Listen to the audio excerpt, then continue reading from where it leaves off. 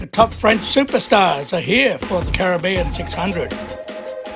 So you have to anticipate, you have to respect for sure, but you have to know very well your opponents and to know and to understand why they are faster and why they are going that way. Because if you know them, so you know that they are going to do something which is accurately defined by the type of boat they are. And then it's not only a story of following someone, it's a story of doing something different sometimes. Maybe it's not just a race in speed, it could be a race in strategy, and there is a lot of shift around the island, and this is important, I think, to win or to, to lose.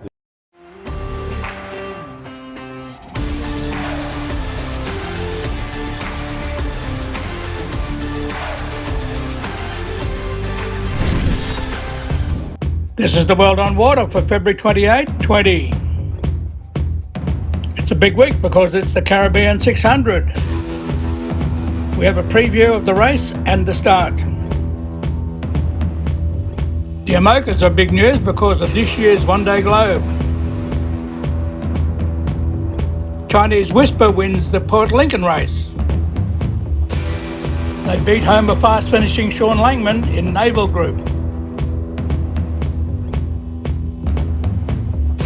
There were light winds for the Caribbean 600 this year, and all the fleet got off to the start, but a couple were over the line. And the first act of SailGP is on in Sydney. Now here's a preview of the RORC Caribbean 600.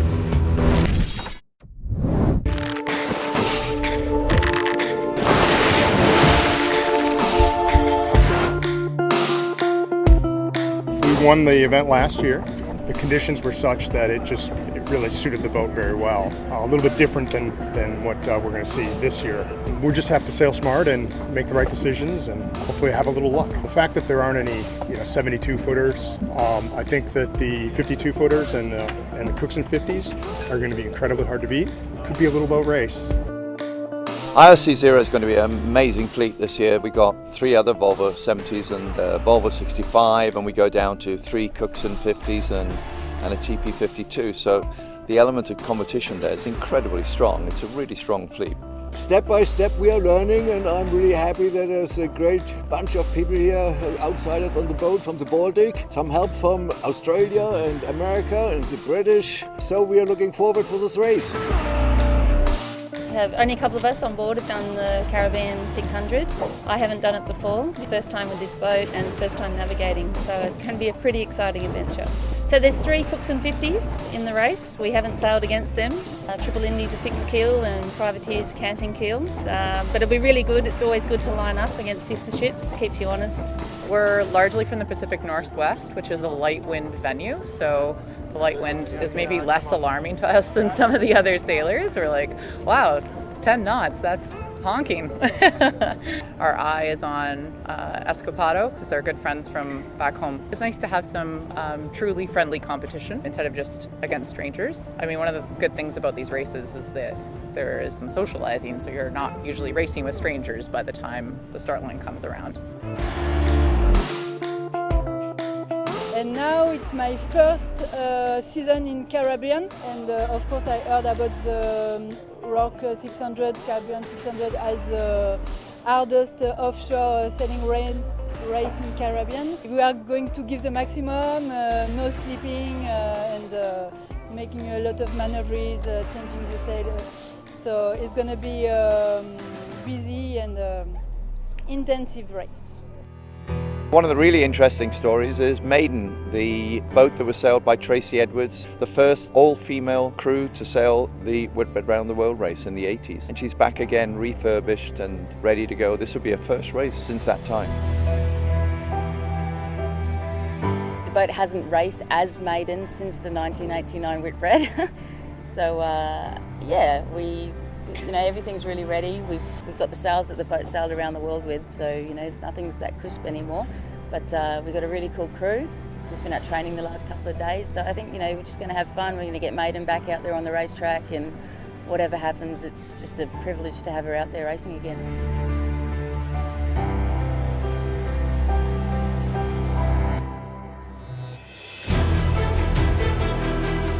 So one of the fleets to watch has to be the multi-hulls because they're just stacked full of legends. We have Frank Camas, we have Brian Thompson, Loic Peyron, Giovanni Soldini and Maserati. I mean, these guys are full-on offshore racers. They're spread through 3 Mod 70s. They'll be battling each other. It'll be a very close race. Against them will be an 80-foot version of theirs, Trimaran Ultime Emotion 2. That will be trying to beat them for line honours overall. So really the multi-hull class this year is really spectacular and one to watch.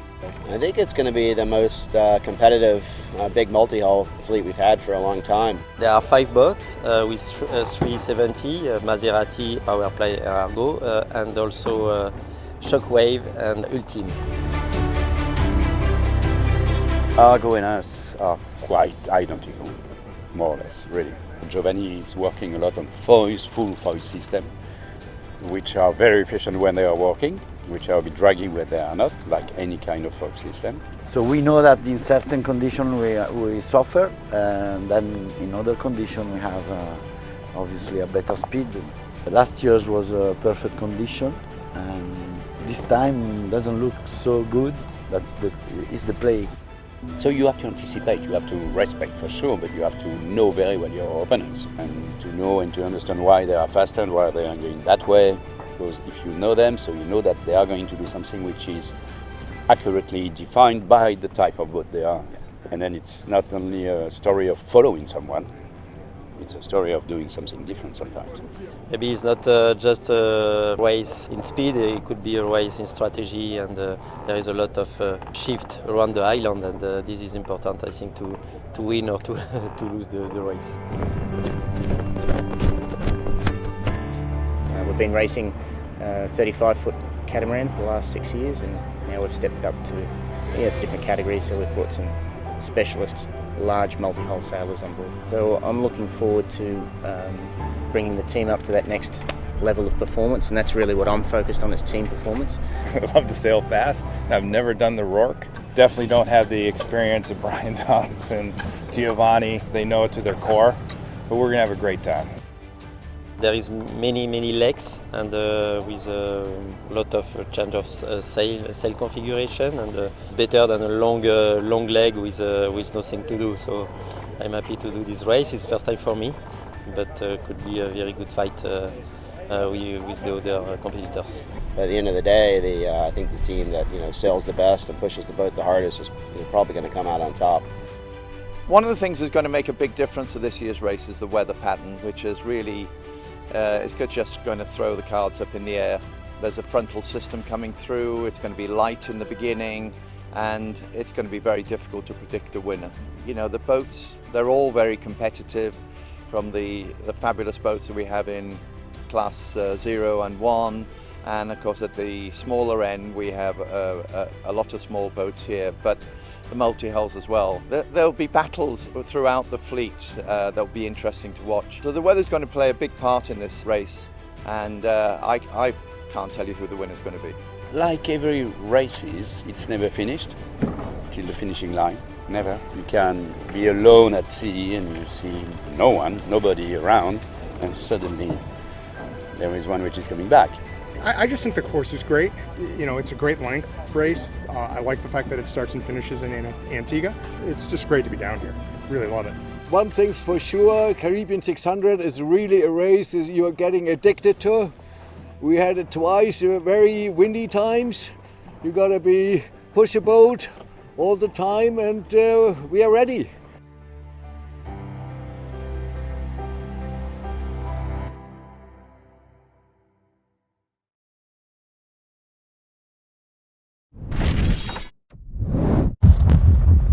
Five, 4, 3, 2, 1.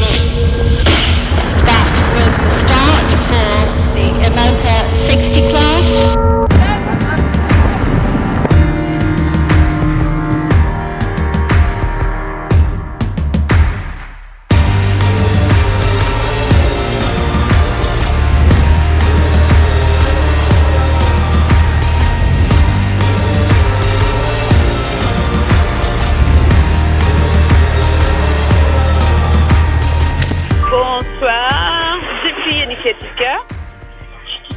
du bateau. On est pas mal placés avec les premiers soirs du Fastnet Race. Il y avait du vent. On est parti du Solent sans faire tirer les bords de près. Donc ça c'était sympa. Mais c'est agréable pour l'instant des conditions de course. Puis on est devant. We, especially this project, Initiative Care, it's all about communication, and the more and the better I communicate, the more all the people who follow me help me raise money for the charity I support. I can actually save lives if I communicate well. And so the goal is to send as much images and video as possible off the boat. And we also do need to download weather files as well. So we have satellite antennas, and this is a new one from Thales, which we've been trying out, and it's brilliant. Voilà, dimanche soir en approche du Fastnet. C'est très simple, hein. Je prends la petite vidéo avec directement le téléphone, qui est connecté lui en Wi-Fi avec la box qui est à l'intérieur du bateau. C'est une petite boîte qui gère tous les réseaux. Donc ça va sur l'ordinateur, et ensuite dès que j'allume l'antenne satellite, la Thales là, du coup les deux se mettent en communication, ça compresse directement la vidéo qui est envoyée au destinataire que je veux. This is the Iridium system, so it's not just one satellite, it's a whole series of satellites that are moving all the time. And I think that's its challenge, is to try and catch the next satellite without cutting the signal off. And so yeah, our data's going from here up to a satellite and then back down to a land station.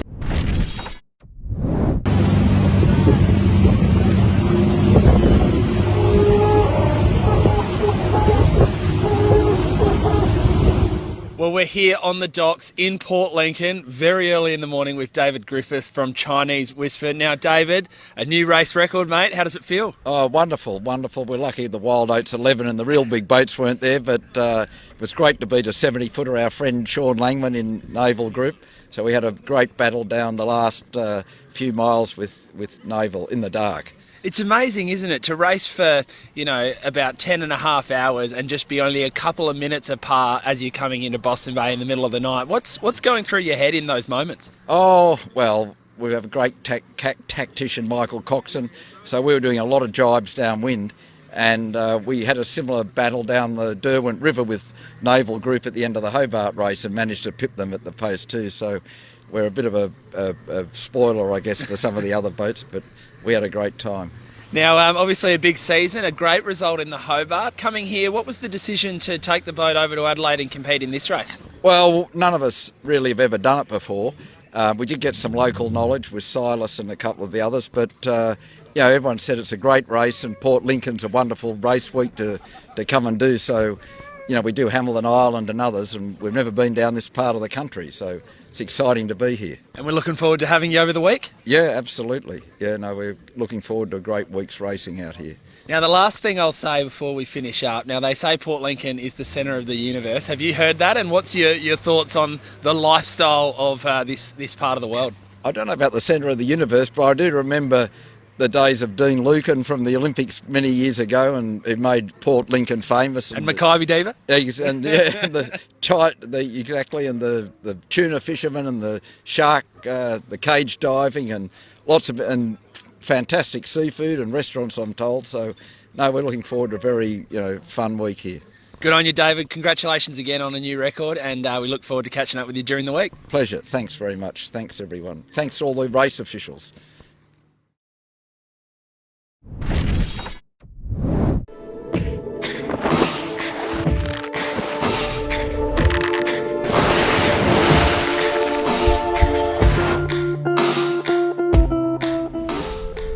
Well, welcome everyone to the 12th edition of the RORC Caribbean 600, and we are live at English Harbour in Antigua, and here on Fort Charlotte, and in the lead up to the start of the 12th edition of the RORC Caribbean 600.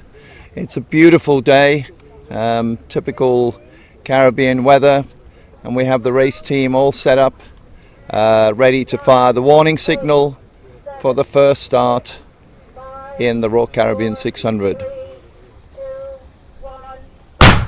Winds. And with me here today is Wouter Verbeck from 7-Star Yacht Transport, who are supporters of the race. Welcome, Wouter. I think these conditions aren't what we were hoping for, I suppose, in terms of television coverage, but slightly different to what we've seen in the past. So can you sort of give us an update on where you see the forecast and maybe, you know, what's happening to cause the light winds that we're seeing now? Yeah, sure. So basically, what happens quite often in the winter months in the trades is that the cold fronts from the big low pressure systems come down to the trade wind area and disturb the wind pattern. So what we have seen over the last couple of days is that indeed one of these big fronts is moved down, and yeah, so instead of the 15 to 20 knot normal trade winds, we're seeing this light wind along the Caribbean islands. That's a start, clear start, says the race committee, as this is for IRC2, IRC3 and the CSA class. And it's a very even line, I have to say. It's not easy for Ross to cross. There's not as much left-hand shift as we expected. But he's got good speed, and to windward of him is a Virgin, looks like a USA boat actually to windward of him. Remember, it's an Oyster 48, this red boat, and they're going into attack. And I'm sure he's going to be quite nervous about crossing the rest of the fleet. Yeah. But a really nice start from all of them. Some boats in the middle of the line have tacked onto port, and Ross Appleby, Scarlet Oyster, is just going to be working hard to accelerate, and hopefully he can cross the rest of the fleet. 10 seconds to go, and there's two boats quite close, one very close to the line. Ooh, can you focus in on that one here, one with the yellow stripes? Over Ocean Recall, please. Recall, Canada 1, CAN 1213. Recall, CAN. Hermes, Ocean Racer, Morgan Watson, which is a Pogo 12.5. Yeah. Over the line, I'm afraid. Yeah, our Canadian friends were a little bit eager there in the setup. The problem was they were a little bit in a difficult situation with the boat below them. So now they will have to try and turn back without interfering with the other boats. That's really important rule in sailing. Well, we know this is a long race. In fact, it's been a very close start, isn't it? And certainly more boats at this end of the line than we saw in the previous race. So Prospector is definitely over the line, isn't it? Yeah. Definitely over the line. 15. I think the Volvo 70 area above outside is in real trouble too. Even outside is very close. There'll be a recall.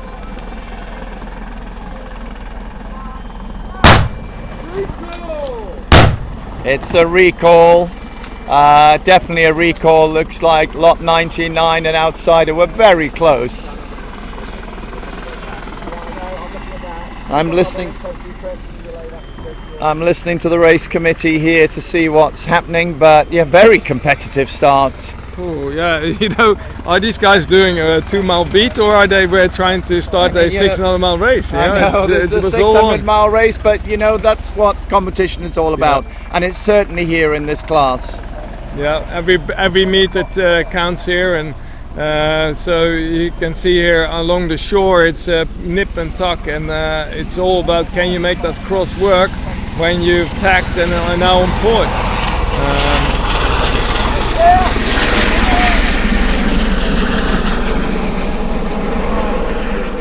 3, 2, 1, start, and Argo and Maserati have started on port along with PowerPlay. PowerPlay's having to duck a boat, so Argo's done well out of that little joust they had, and Maserati is having to duck a cruising catamaran that's over on the middle of the course. Yeah, that's the Allegra. Actually, there's quite a good crew on that. Some of the former PowerPlay guys, and when PowerPlay was still concise. So you know, probably a little bit too heavy with these conditions. I think the boat that had the best start is here underneath the cliff. Ineffable. Didn't break a sweat, didn't get involved with all the tangle between the other boats. And here she is. She has the left side of the course. Okay, she's not the fastest, but look at her. Great start. I bet they feel really happy with themselves. They've outplayed the professionals. She is a, what is it? It's a Melvin, I think it is. A Melvin Ineffable. Rapido 60. Rapido, so a Morellian Melvin design. I bet that boat would go reasonably well. What a cracking start to the 12th edition of the RORC Caribbean 600. It's only just started. I heard Eddie saying earlier on, we've got full coverage on the RORC mini site, and it's going to be a fascinating battle, particularly through, as Wouter was explaining to us previously, through the lees and the funnels that are created by these spectacular 11 islands around the course. So stay tuned to the RORC Caribbean 600 and we will watch the drama unfold. Thank you, Lou. Yes, and also thanks to all the spectators who came along today, and of course we've got over 75 volunteers that involved in running this race, so it's a huge, great big thank you from the Royal Ocean Racing Club. Australia is the 2019 SailGP champion. Very close contact. Hello and welcome to the first ever SailGP event. Here we go, boys. Hang on. Let's get going here. Goodness, how close that is. Not on day one, boys. Prove your legs. Race one, won by the Japanese. I like it. Send it, lick it, stamp it. These boats are just magic, watching them fly.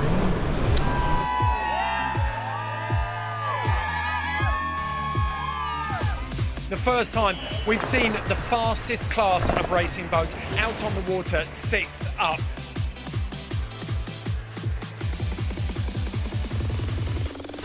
And again, very, very close. We got it. We've been bouncing off ping pong. And the French did not go through the finish line. They missed the finish. How do you do that? What a race they have sailed. The Australians with their third win of the event.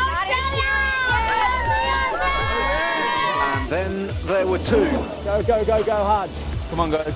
And fittingly, the colours of this inaugural SailGP in Sydney are green and gold. It's unbelievable for me. This is the first time I've represented Australia since the London Olympics, and I'm stoked to get the same result. Highlights there of season 1 of SailGP. The goal was to redefine sailing, and as you've seen there, I think it's clear that SailGP succeeded by putting the best sailors in the world in the fastest class of sail racing. We've got all of the skippers up here. Welcome to season 2 of SailGP. We have 3 new skippers out here. The helms, we'll talk you through them. Arguably one of the greatest sailors of all time in this sport. He's at the helm of the Great Britain SailGP team. It's Mr. Ben Ainsley, 4 consecutive Olympic gold medals, and he's going for a 5th America's Cup campaign. In between that, he's managed to fit in SailGP. We've also got 2 young skippers joining Ben. We've got Nikolai Seherstedt from the match racing and round the world fame. He's at the helm of the Danish SailGP team, presented by Rockwell. And then up at the other end there, one of the most entertaining characters that we've seen on the championship so far this year, Florian Trittel, wing trimmer for the Spanish SailGP team. And he'll be taking his debut at the Tokyo Olympics this summer. And then we've got the more recognisable faces. In the middle there, the hometown hero, winner of the $1 million race at the grand final in Marseille last year, and the Olympic champion Tom Slingsby. Next to him, runner-up and double Olympic gold medalist, double Olympic medalist, sorry, the gold and the silver medal. Nathan Outridge at the helm of the Japanese boat. And then finally we've got America's Cup winner Rowan Kirby for the Americans. And we've got Billy Besson, Olympian and 4-time world champion for France. It is a very impressive roll call.